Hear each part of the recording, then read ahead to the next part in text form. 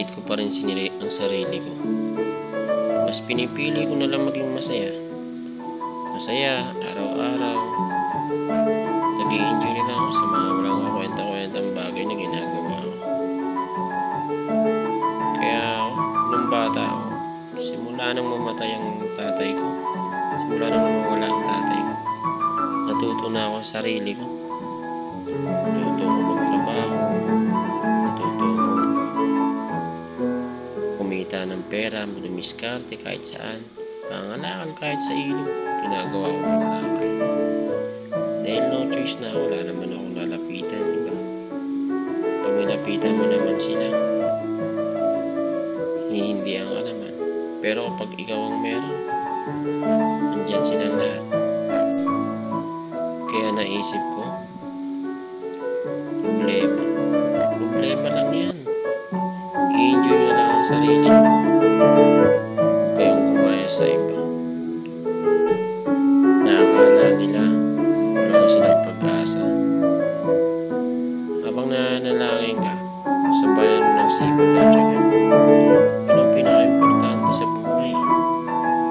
Kung mananalangin ka, dapat sabayan mo ng kilos.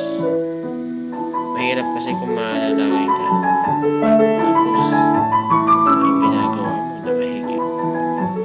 O yan, pagdating ng gabi, lalasing para mawala ang problema.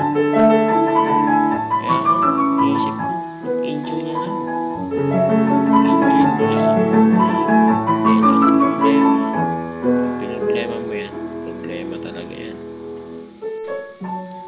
Kaya ako, hindi mo na ako perfectong tao.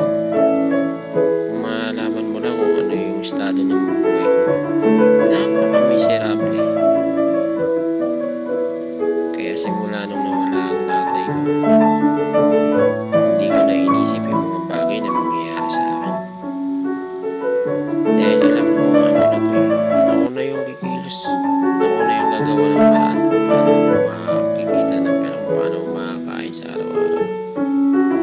Sisipagan ko lang. Kahit mahirap, ito pa rin ako. Kaya sa lahat ng ginagawa ko ngayon, ini-enjoy ko na lang. Dahil wala naman ako magagawa. At isa pa, wala naman ibang tutulong sa akin. Hindi sarili ko lang. Kaya ang mapapayo ko lang, kumilos ka.